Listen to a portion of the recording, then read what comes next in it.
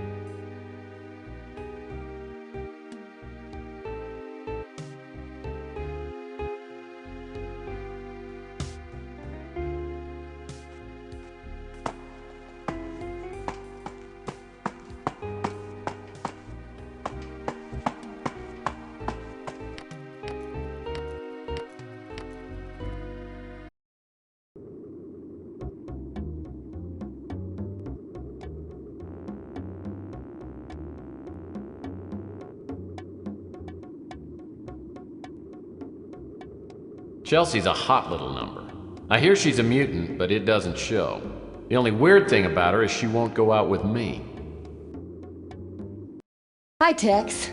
How's the investigation going? Is there anything I can do to help?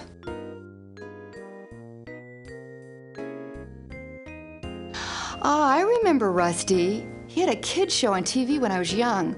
I hated the show. That clown makeup always scared me.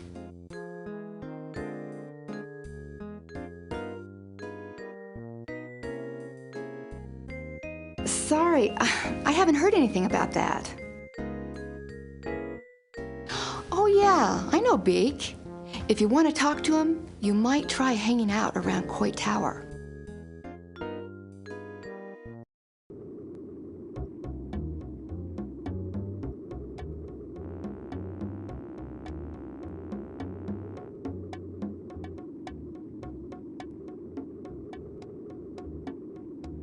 I walk up the steps to Coit Tower and spot a small figure lurking in the shadows.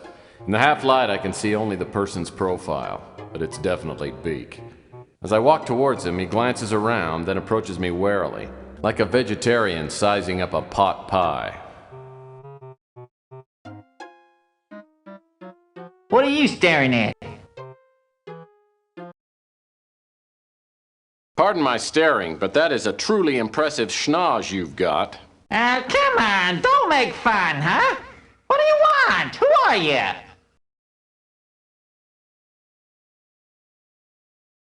My name's Tex Murphy. I'm a PI and I'm trying to solve a burglary. I don't like PIs. You're always nosing into everyone's business. Gee whiz, Beak, what could you possibly have against nosing around? I think I smell a rat. Either you make an offer or hit the road.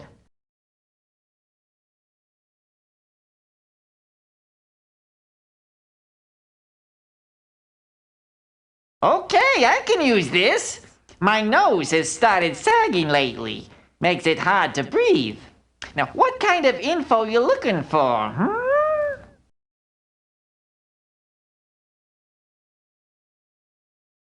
I can't help you there. Chelsea! Smart girl and a real looker to boot. She's got a cute little nose. I haven't got any info on that.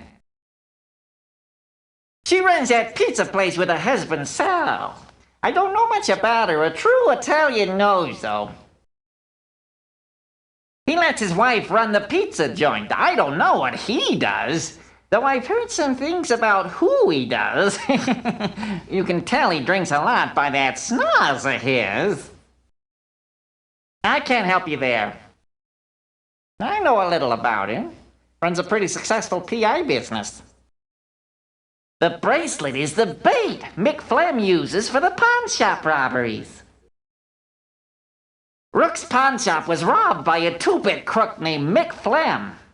He and his girlfriend have knocked off half a dozen pawn shops over the past month. The girl goes to a pawn shop and hawks a bracelet for a decent amount of cash. Then Flem breaks into the pawn shop and steals the bracelet, along with anything else he finds. Big trouble. It's causing mutant blood to boil, and I don't want to be around when the bullets start flying. Anyone with a hunker like that can't be all bad. Malden's no rocket scientist, but I hear that he's not on the take. I've helped him out a couple of times, so he leaves me alone. I think he's dead, and I'll bet Mick Flem had something to do with it. Word was the two of them were smuggling illegal novelty items from Hong Kong and Rusty crossed Flem. Ever since Rusty disappeared, Flem has had a terrible fear of clowns. Bozophobia. I once saw Flem pretty drunk and he said he had nightmares of Rusty's ghost coming back to haunt him from the grave. He was completely terrified. Mick Flem's rap sheet would take a day to read. He's a fat scum, and he's an idiot to boot. That's why he's always getting caught. He's been busted for burglary, mail fraud, arson, you name it. Everyone knows he operates out of the Snow White warehouse, but don't tell him. Oh, I'm nobody. I just try to keep my nose clean and my ear to the ground. Oh, wait a minute. Or was that vice versa?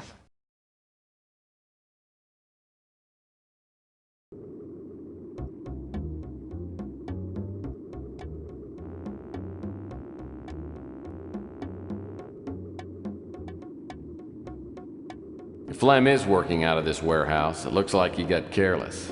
The door's unlocked.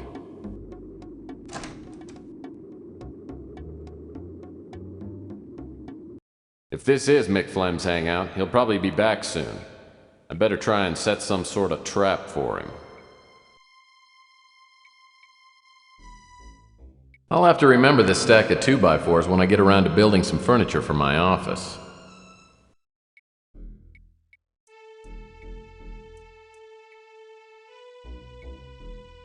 Crate smells like laundry soap. Crate in front on the floor seems to be partially opened.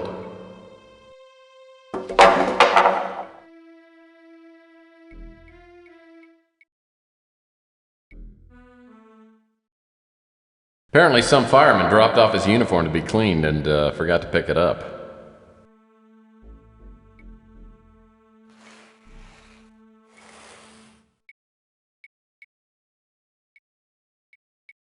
Ooh, this barrel smells like it shouldn't be opened.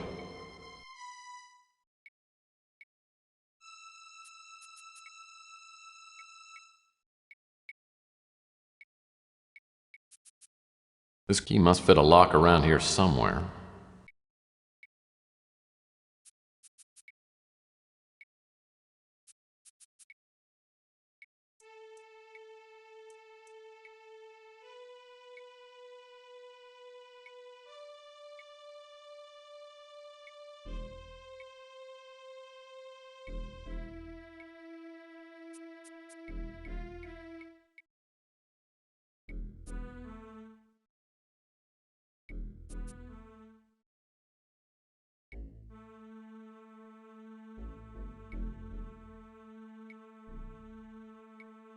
The Rusty doll looks great on the pulley hook, but I'll need to get it to move before it'll do me any good. Whoa, the glow-in-the-dark Rusty clown doll looks pretty spooky dangling up there in the dark.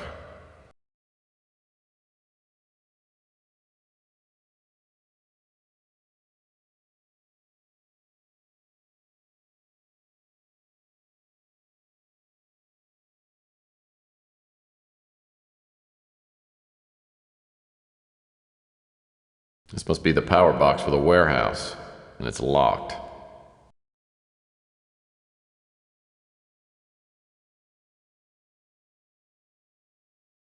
The heavy footsteps I hear must be Flem. Luckily, my Rusty trap's all set. I'll need to find a hiding place as close as possible to the pulley control box. When Flem least expects it, I'll throw the pulley lever and bring Rusty back from the dead. Hopefully this isn't a self-destruct lever.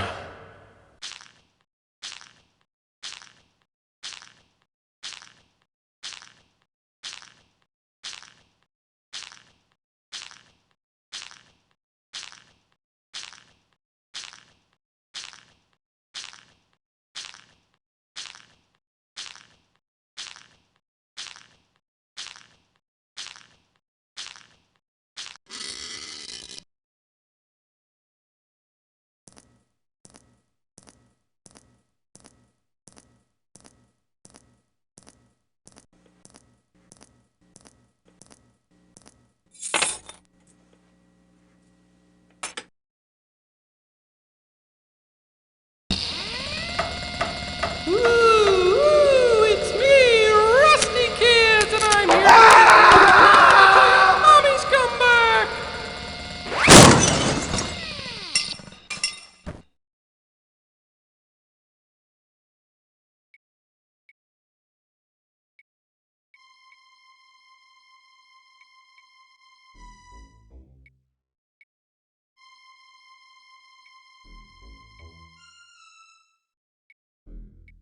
Damn, I'm good. This has to be Rook's bracelet. Mick ran off without his keys. I'll bet at least one of these will come in handy. Yummy! A bottle of turnip schnapps. I'll bet it's got a real kick.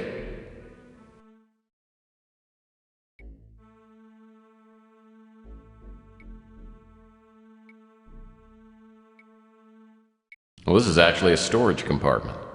Looks like it requires a special combination key.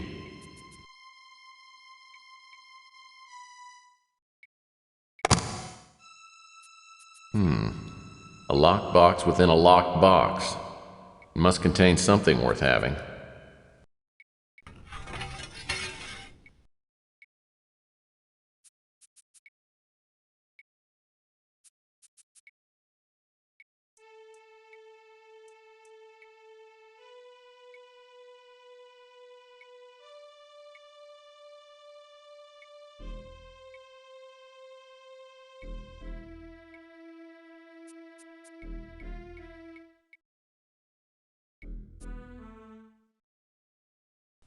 What do we have here?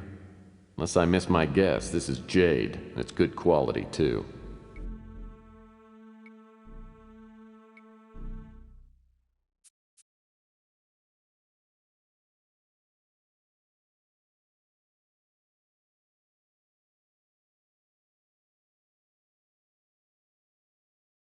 These large doors look like they haven't been opened since my last date.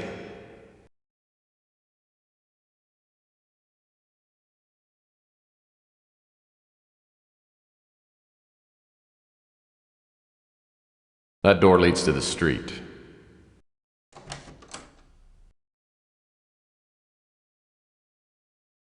I'm telling you, it's impossible. It can't be done. I've tried everything. The prophecy is very clear. We can't go on until this step is completed. Surely your unique skills give you opportunity? My ability has gotten us nowhere. Capricorn got there before me. They're always one step ahead of me. It's like they can read my mind. We can't let them stop us. maybe we can use your skills on someone else. I've made inquiries.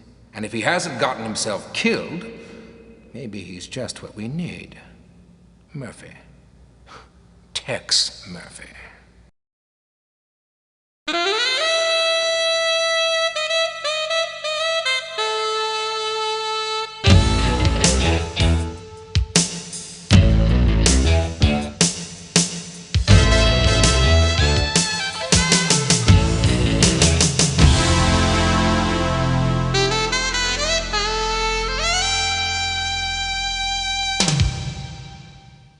I feel better today than I've felt in a long time. Boy, did I stun Rook when I walked in and handed him that bracelet. Okay, so getting the bracelet back doesn't make me Detective of the Year, but it does stimulate the confidence glands. Maybe I can succeed at this business and turn my career around. But if I'm gonna do that, I better do something about my fax machine. Who knows how many new opportunities I've missed to show the world my greatness.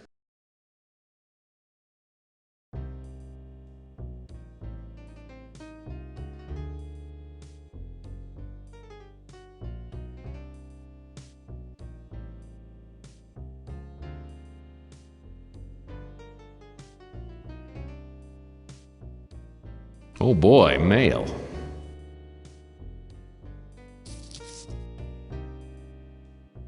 Ah, my own personal credit card.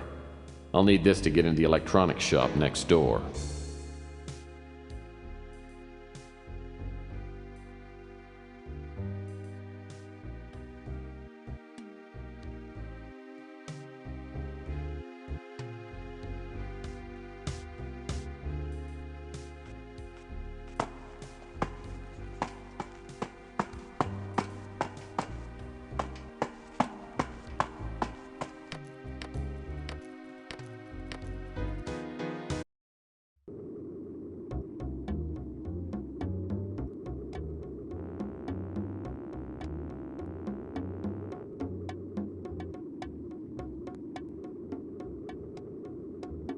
This is the brand new electronics shop outlet. No pun intended.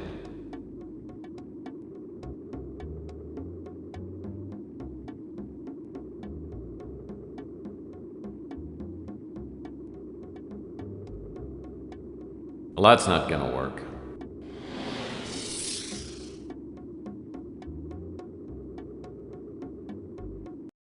This electronics shop outlet has just moved into the neighborhood. I've heard that the manager's name is Ham Underwood. Everyone knows they sell overpriced junk, but it is conveniently located.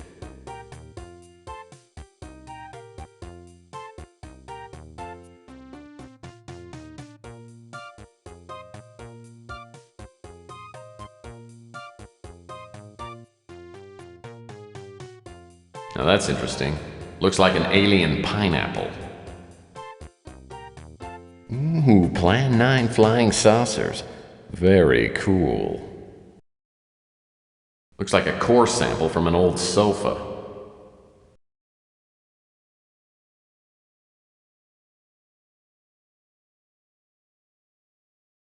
Well, that's either a model of a space station or a 4-pack of mineral water.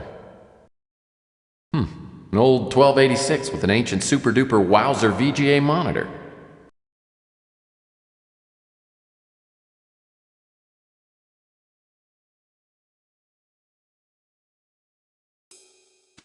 Various connectors, accessories, and doodads. Probably there for decoration. Yum, an imitation chocolate keyboard. The perfect Valentine gift for that special computer nerd. This is something called Future Crate. It must hold more stuff than plain old crates.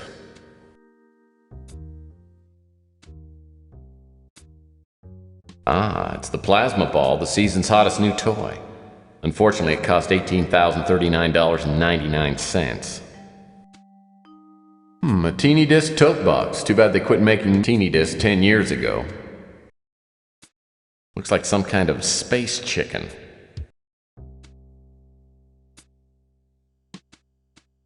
The fax machine's so outdated it doesn't even have a brand name. And it's better than nothing.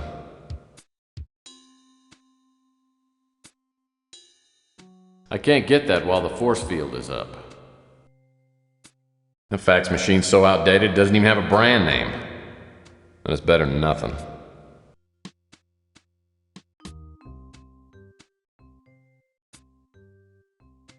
This must be the new 10-key laser printer pop-up toaster unit.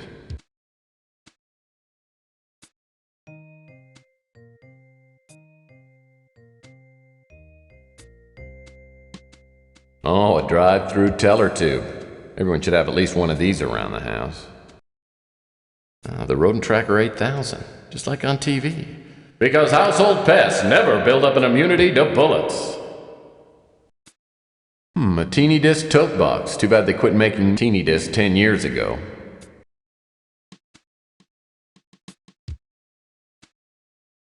Yum, an imitation chocolate keyboard. The perfect Valentine gift for that special computer nerd.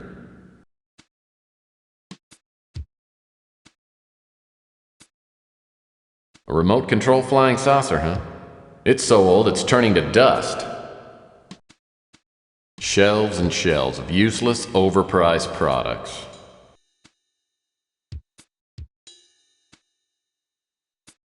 A Vox TV with remote crab speakers.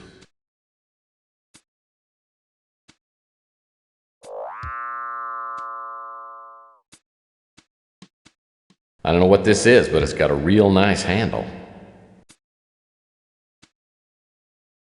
Kids infrared visors. They stopped making these about 50 years ago and they're still overstocked. That pudgy computer dweeb really has a battered head. Hi there, how can I help you?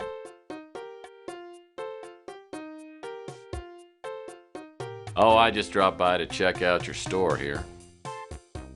Well, feel free to browse. Though, since you're a Blue Card member, you'll have to choose from the Blue Light special items. Well, what are you looking for? Do you have fax machines? Sure do. In fact, there's one older model in the Blue Light special box. I tried not to stare, but it threw me off when I saw how cross-eyed Ham Underwood is. I'll have to keep in mind that anything he says is on the left is probably on the right.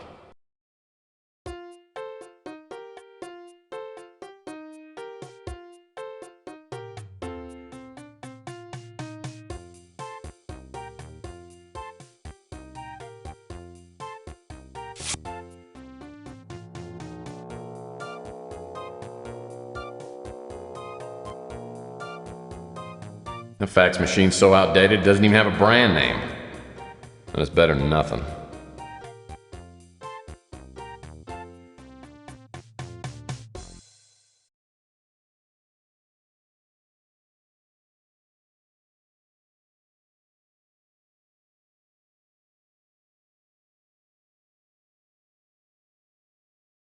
Now that's a solid door. It's probably titanium.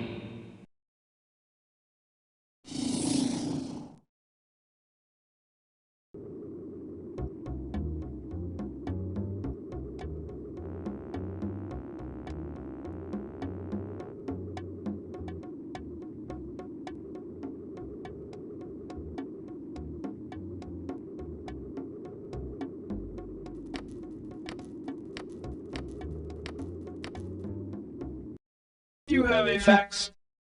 As soon as I hook up the new fax machine, a fax prints out. Finally. Maybe this is a real case. The kind you get paid for.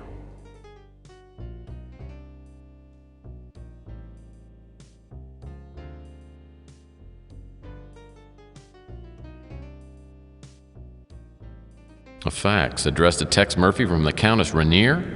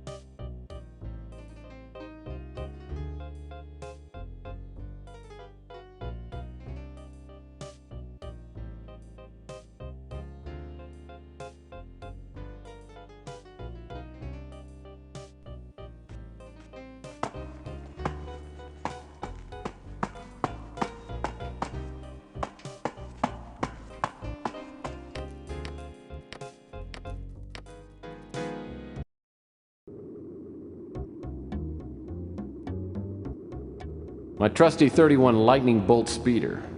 I still regret not getting the sunroof option.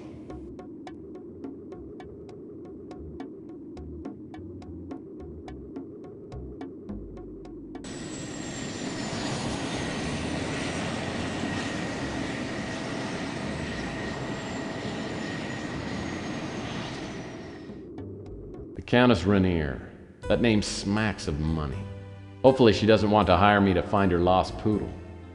As I land my speeder, I see my dream house, only bigger. The butler is a tall, thin man about 70. He tells me the Countess is expecting me and shows me into a large, lavishly furnished drawing room. I'm the Countess Rainier. Please, have a seat. Thank you. You know, I'd pictured you being, well, older and heavier. No one is born old, Mr. Murphy. Now, shall we discuss our business while we're still young? Oh, by all means. Pardon my interruption. Your services have been recommended to me by a trusted friend who prefers to remain anonymous. Suffice it to say that your unique abilities are what I need right now. Which of my unique abilities are you referring to? I'm sure you have many unique abilities. The one I would hire you for is your talent of locating people and things. I've been told this talent has made you some friends and many enemies. Well, correct me if I'm wrong, Countess, but wasn't it Roy Rogers who once said, "You can't please all the people all the time"? Save your homespun humor for a more gullible woman. What I'm asking you to do may make you very unpopular with some people. Exactly how unpopular are we talking here? Let me give you some background information, then you can decide for yourself. Some time ago, a family heirloom was stolen from this bungalow. I do keep most of my valuables on my estate in Europe, but on this visit, I brought the piece to show a friend. Within hours of my arrival, I found it stolen, and I have made extensive inquiries trying to retrieve it, but I found out nothing. Well, I'm sure you have more resources, talking about cash, than I do. You should be able to buy all the information you need. What makes you think that I can help you? Oh, I don't. I remembered what my friend had told me about you after I had exhausted every other option.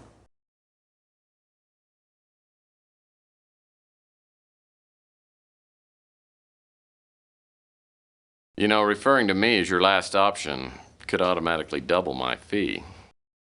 I already planned on paying you much more than your usual fee. I'm a wealthy young woman, Mr. Murphy. To give you an idea, the stolen artifact alone is worth more money than you could earn in 10 lifetimes. Oh, we'll see about that when I win the clearinghouse sweepstakes. How quaint. Let's not waste any more time. I need some work done, and I'll pay you well for it. Well, in my experience, getting paid well is a relative term. Your obsession with money is appalling. Oh, I have any number of appalling traits, but I am a good PI. Well, if you prove to be as good as you think you are, I'll pay you a $30,000 finder's fee. Well, let me think about it. Okay, I'll do it. In fact, I'll even mow your lawn at no charge. Try to control yourself, Mr. Murphy. I'll expect you to focus all of your energies on this job, and the methods you use to retrieve the artifact are of no interest to me. But as more time elapses, the less likely it is that the item will be found, and for that reason, I must require you to find it and to return it to me within 1 week. And after that, there will be no finder's fee available to you. Do you pay time and a half after 40 hours? That's a joke. I have stated my conditions. As to the artifact itself, it is a beautiful statuette made of crystal and shaped in the form of a bird. It has been in my family for countless generations, and as I said, it is extremely valuable. There are many collectors who would stop at nothing to own it. Whoever stole the statuette would undoubtedly have gone to the black market and offered it to the highest bidder. I think I saw that statuette you're talking about. Someone was selling it on the Home Shopping Network. Boy, I had no idea it was so expensive. You make jokes, but you cannot possibly know how rare and valuable the statuette is. And now that you have all the necessary information, we'll end this charming visit. Don't bother contacting me until you have the statuette in your possession. And if you are successful in your search, it could change my opinion of you considerably. My valet will give you a retainer of $1,000 on your way out. Goodbye, Mr. Murphy. I didn't tell the Countess, but I would have done damn near anything for $30,000. Now I've got to find a link to the black market. How hard can it be?